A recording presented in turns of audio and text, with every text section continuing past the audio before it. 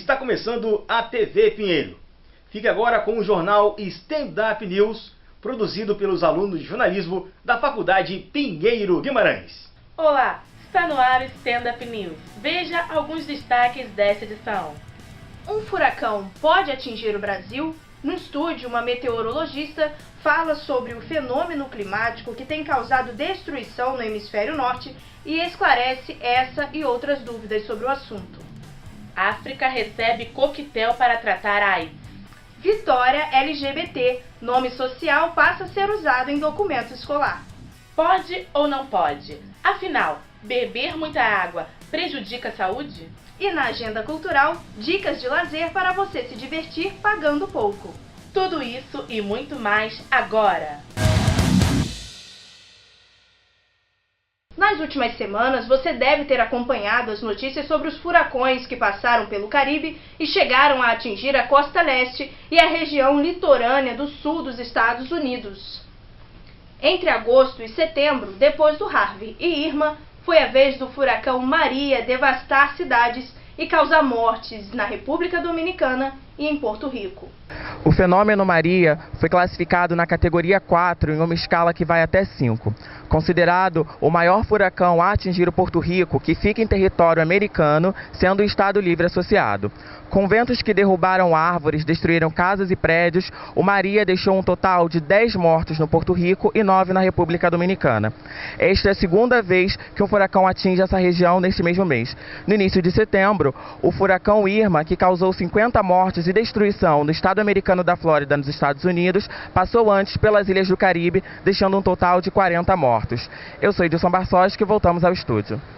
É impressionante a força dos fenômenos ocorridos atualmente. E para falar mais sobre o assunto, nós trouxemos hoje a meteorologista Ana Cristina Palmeira. Tudo bem, Ana? Seja bem-vinda. Como os furacões são formados? Os furacões são sistemas sinóticos, de centenas de quilômetros, e são formados por um abaixamento de pressão, os furacões especificamente no Atlântico, e eles seguem em direção à América, paulatinamente, intensificando os seus ventos em superfície a partir de uma baixa pressão, e aí, conforme eles vão tomando corpo, precisam mesmo, de uma temperatura do mar muito aquecida, maior que 26,5, de uma espessura, da lâmina d'água maior que 50 metros, por exemplo, para trocar essa energia. Isso tudo leva umidade e calor para a atmosfera, criando aquelas nuvens que giram harmoniosamente, pelo menos olhando de fora, caminhando na direção da América, no caso dos furacões. E o aquecimento global influencia na incidência de furacões como Irma? Existem muitas controvérsias com relação a esse estudo direto. Alguns dizem que sim, outros não. E pesquisadores do mundo todo já fazem projeções das mudanças climáticas, Então, o que mais chama a atenção é essa água do oceano estar ou não aumentando a sua temperatura e a sua camada, camada oceânica de forma mais energética. Então, as primeiras hipóteses é que sim, a partir do momento que a gente está aquecendo o ar, mesmo que a poucos graus os oceanos, a gente tem uma tendência significativa de aumento da quantidade de furacões. E por que eles estão se intensificando tanto agora e causando tanta destruição? Então, nesse momento, eu sempre acho que a gente precisa tomar um pouco de cuidado para saber se eles realmente estão aumentando em frequência e se realmente o caso do último, do Irma, por exemplo, é um caso à parte. Eu acredito que não. Alguns furacões já aconteceram, especificamente o Irma é um ponto fora da reta, sim, mas outros furacões tão intensos, que chegaram perto de valores de pressões tão baixas, já aconteceram em 2005, por exemplo, em 2007. Enfim, tem que se ter muito cuidado para afirmar essa definição. E com quanto tempo vocês conseguem prever a formação desses furacões? Então, como é uma escala grande, uma escala que nós denominamos sinótica, os furacões acabam tendo uma alta previsibilidade em torno de 3 dias. Entretanto, conforme eles vão se aproximando da costa e sim, interferindo na sociedade, essas simulações, né, numéricas são refeitas a cada 6 horas para realmente encontrar a trajetória perfeita, o caminho perfeito e a própria intensidade. Uns podem aumentar a sua velocidade, e aí a sua categoria, força 4, 5, ou então mesmo diminuir conforme vai se aproximando do continente. Uma das maiores tempestades registradas aqui no Brasil aconteceu em 2004. E por que esses eventos não acontecem com frequência aqui? Além da temperatura do mar, tem mais um fenômeno que eu acabei não citando, que é o perfil da atmosfera, né, e os seus ventos. A atmosfera não tem ventos só intensos próximos à superfície, ela tem diferentes direções e velocidades conforme se afasta, né, em níveis mais altos. Então, para o furacão, para ele conseguir caminhar perfeito, esse vento tem que ter uma harmonia desde a superfície até o topo. E sobre o Atlântico Sul, nós não temos essa perfeição de ventos, né? Nós temos bastante cisalhamento do vento, que é a palavra técnica, né? E além disso, a nossa temperatura e a nossa camada de mistura oceânica, né, não é favorável. O fenômeno de 2004 aconteceu de forma diferente. Era um ciclone extratropical extremamente comum, frio, que acabou se tornando assim, né, um ciclone tropical, e foi atípico. Muito obrigada, Ana, pelos esclarecimentos. Ok, muito obrigada. É com você, Giovana. Na Suíça, cientistas criaram um projeto que reutiliza gás carbônico retirado de uma planta criada em laboratório como fertilizante vegetal.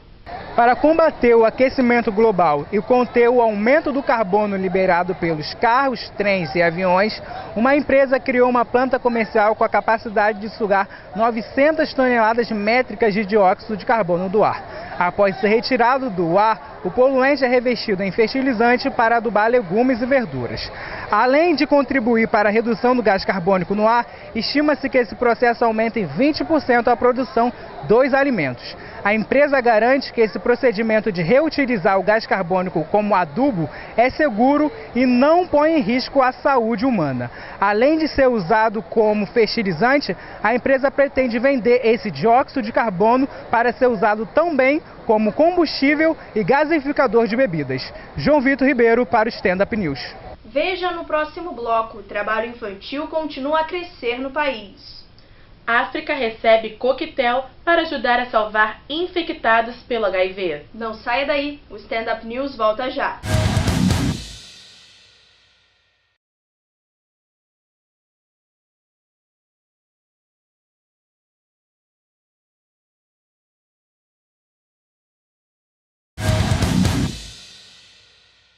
Uma em cada 10 crianças é submetida a trabalho infantil no mundo. No Brasil, os dados podem ser ainda piores, chegando a 80 mil crianças exploradas. A Organização Internacional do Trabalho, a OIT, divulgou neste mês, durante a Assembleia Geral da ONU, em Nova York, um estudo de 2016, no qual cerca de 152 milhões de crianças foram submetidas ao trabalho infantil, sendo a maioria do gênero masculino, com 88 milhões. Segundo a pesquisa, esses números significam que em todo o mundo, 1 de cada 10 crianças entre 5 a 17 anos foi sujeitada à exploração. O estudo ainda revela que cerca de 1/3 dos pequenos de 5 a 14 anos que vivem nessas condições estão fora da escola. De acordo com o coordenador do Programa de Combate ao Trabalho Forçado da OIT Brasil, esses números podem ser ainda maiores. Para você ter uma ideia, desde 2013 vem crescendo os casos de trabalho infantil entre crianças de 5 a 9 anos no país. E na última pesquisa do IBGE, em 2015, mostrou que quase 80 mil crianças desta mesma faixa etária estavam trabalhando. E conforme essas crianças vão crescendo, o número de adolescentes trabalhando também aumenta. Eu sou Gabriele Pereira, de volta ao estúdio. A pesquisa da Organização Internacional do Trabalho mostrou que a agricultura é a área que mais concentra trabalho infantil, com 70%, seguida pelo setor de serviços, com 17%, e, por fim, o setor de indústrias, com quase 12%. Um coquetel super avançado contra o vírus HIV chegará à África, patrocinado pela Fundação de Bill Gates. A África começará a receber remédios de última geração contra o vírus HIV, que são usados em países na Europa e nos Estados Unidos. A iniciativa vem da Fundação Bill Gates, um dos homens mais ricos do mundo. A entidade fechou parceria com a Mila, empresa farmacêutica que produz os medicamentos usados no coquetel e que aceitou o valor máximo de $75 por paciente. A iniciativa vai trazer tratamento para países na África e pretende conter o avanço da resistência aos medicamentos. Eu sou Diego Melo para o Stand Up News. O verão está chegando e com certeza já começam a aumentar os cuidados com a hidratação. Mas o consumo excessivo de água prejudica a saúde? Acompanhe agora no Pode ou Não Pode. Beber água em excesso pode fazer mal à saúde? Não, porque eu acho que a água faz muito bem pra gente, né? Não vejo como que possa fazer mal. Nosso corpo ele é mais 70% feito de água e nós necessitamos disso. Sendo o Brasil um país tropical, um país muito quente, é necessário o consumo de água constantemente. Os especialistas dizem que deve ser 2 litros de água. Procuro seguir pelo recomendado pelo médico, né? Eu tô começando a me policiar porque eu bebo muita pouca água. Agora eu tô tentando beber o máximo que eu posso. Hoje, por exemplo, eu não bebi quase água nenhuma. Bebi apenas 500 ml. Costumo beber bastante água por dia e isso me faz bem. Eu também gosto de fazer caminhadas, como agora. Eu fiz uma caminhada de mais ou menos 3 quilômetros. De acordo com estudos do corpo humano, apesar de ser necessário hidratá-lo sempre que possível, consumir água em excesso pode levar a danos graves. Isso porque ao ingerir muito de líquido, seu corpo reage destruindo algumas células e provocando uma espécie de afogamento interno. É preciso ser em grande quantidade, mas não exagere. Isso mostra que nada em excesso faz bem. No entanto, não deixe ser uma desculpa para deixar de se hidratar sempre que possível. Mantenha-se hidratado sim, mas não exagere na hora de beber seu copo d'água. E depois do intervalo, no Ceará, o Ministério Público resolveu adotar o nome social em documentos. A cozinha prática e rápida do Cooking Up. E as dicas da nossa agenda cultural. Até já!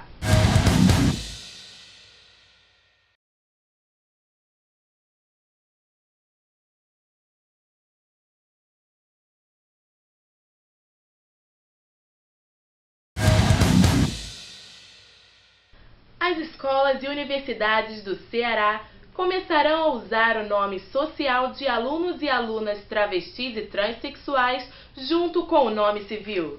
O nome social já estava sendo usado em registros internos, mas somente na folha de presença desde 2012. O Conselho Estadual de Educação e o Ministério Público do Ceará determinaram que a partir de agora ele terá que constar também em documentos como declarações, certificados e histórico escolar. Já no Rio de Janeiro, a história em torno do assunto LGBT tem causado polêmica. É que o juiz Valdemar Cláudio de Carvalho autorizou o atendimento e a pesquisa sobre reversão sexual, mas o Conselho Federal de Psicologia entrou com um processo no Tribunal Regional Federal da Primeira Região contra essa liminar que abre possibilidade de uso de terapias de reorientação sexual. Voltamos ao estúdio. Após uma enorme repercussão contra a autorização que ficou conhecida como a cura gay, o juiz Valdemar Cláudio de Carvalho divulgou uma nota afirmando que em nenhum momento considerou a homossexualidade como doença. É sempre bom ter algo para acompanhar o café, não é? O nosso repórter gastronômico Ezequiel Batista ensina para você uma receita de broinha de fubá no Cooking Up. Para preparar broinhas de fubá, vamos precisar de 200 gramas de açúcar, 200 gramas de manteiga, 8 gramas de sal, 16 gramas de fermento químico, 320 gramas de farinha de trigo, 200 gramas de fubá, 100 gramas de goiabada em cubos, 2 ovos e 20 gramas de açúcar cristal. Primeiramente, batemos na batedeira ou na mão a manteiga amolecida e o açúcar até virar um creme claro. Colocamos todos os ingredientes juntos aos poucos e continuamos batendo para criar uma massa homogênea. Em seguida, fazemos bolinhas com as mãos e achatamos levemente numa assadeira previamente untada com manteiga e farinha. Fazemos um buraquinho no meio onde entrarão os cubos de goiabada. Ao terminar, pincelamos com ovo batido e cobrimos com um pouco de açúcar cristal. Levamos ao forno em 180 graus e assamos por 15 a 20 minutos. Assim temos nossa bronha de fubá pronta para acompanhar o café. Diversão não vai faltar na agenda cultural desta semana. Vamos conferir?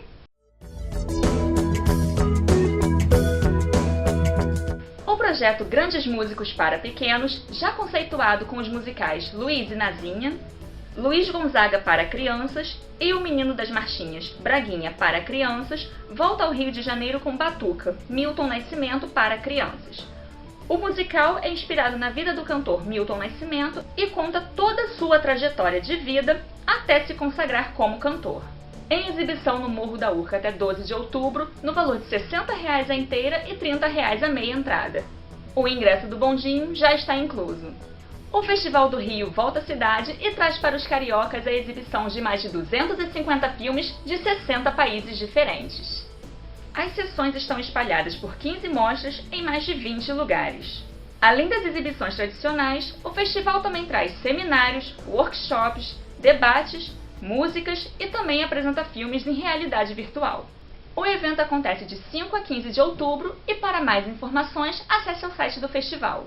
A orquestra Coro e Nova Sinfonia apresenta grandes clássicos do rock. O público vai apreciar canções de grupos como U2, Legião Urbana, Deep Purple e Guns N' Roses, em uma mistura de instrumentos clássicos com solos de guitarra. As apresentações acontecem no Teatro Grandes Atores, todo o último domingo do mês até o dia 26 de novembro, sempre às 11 da manhã e a entrada é franca.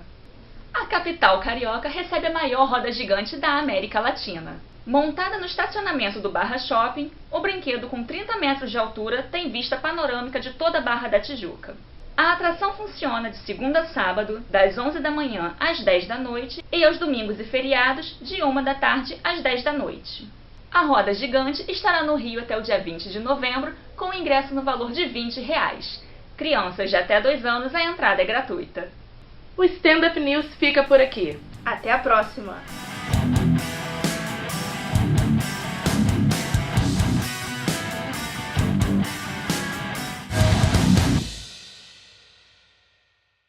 Para evitar assédio nos transportes públicos como trens e metrôs, existem vagões separados para homens e mulheres no horário de rush. Mas a triste notícia é que nem sempre isso adianta, e os abusos ocorrem constantemente. A nossa repórter Lorena Santos conversou com uma das vítimas desse crime. Andar no transporte público tornou-se um pesadelo na vida das mulheres. O assédio sexual é tão recorrente que em 2006 foi criada a Lei de Vagões Exclusivo para as Mulheres, em trens e metrôs do Rio de Janeiro. Uma das vítimas foi a estudante de Direito Mariana Lima, que foi assediada por 2 vezes, uma no ônibus e a outra no metrô. O metrô foi, assim, aquela coisa de empurra-empurra, sabe, na hora de entrar. Aí o cara, eu me senti estranha, porque ele começou a me empurrar, mas ficou muito próximo de mim. E aí quando eu consegui entrar no vagão, eu percebi que ele estava puxando o meu vestido pra cima. Eu estava de vestido com um short por baixo. E aí eu percebi que a mão dele estava na minha perna. Eu fui tentar tirar. Ele foi, botou a mão, eu tentei tirar. Ele continuou subindo o meu vestido e tipo, eu tentei meio que dar uma cotovelada nele assim pra trás, né? E aí ficou por isso mesmo, assim, acho que ele percebeu e tal. No outro foi... O menino não chegou a passar a mão em mim, nada no ônibus. Tem uma hora que, tipo, o reflexo do sol bateu, eu consegui ver dentro do ônibus, da janela. Ele tava se masturbando, a mochila dele tava em pé, assim. Aí ele tava se masturbando e tal, eu tomei um susto gigantesco. Eu levantei num pulo, assim, do ônibus, aí ele percebeu, meio que se ajeitou e tal. Esse foi o pior de todos, sabe? Você se sente muito mal. No caso de Mariana, nenhum passageiro se manifestou para tentar ajudá-la. Não houve nenhuma intervenção. Grande parte das pessoas só se preocupam com o assédio quando elas testemunham, conhecem ou são as próprias vítimas. Porém, há muitas pessoas que pensam em reagir e ajudar o próximo, caso presenciem esse tipo de situação. Se eu perceber que a pessoa está sendo constrangida e se eu puder fazer alguma coisa para intervir, sem colocar a minha vida em risco, né? Com certeza eu faria alguma intervenção. Eu me meteria no meio porque não consigo ver realmente, porque precisamos disso, de tocá-las, tipo, cara, isso não é legal, isso não tá certo, não é elogio, não me toque porque o corpo é meu. Do qualquer jeito, eu quero ter o direito de andar livre nessa cidade e não ser violentada perante um olhar, perante uma mão, físico ou não importa. O primeiro pensamento após o assédio é denunciar.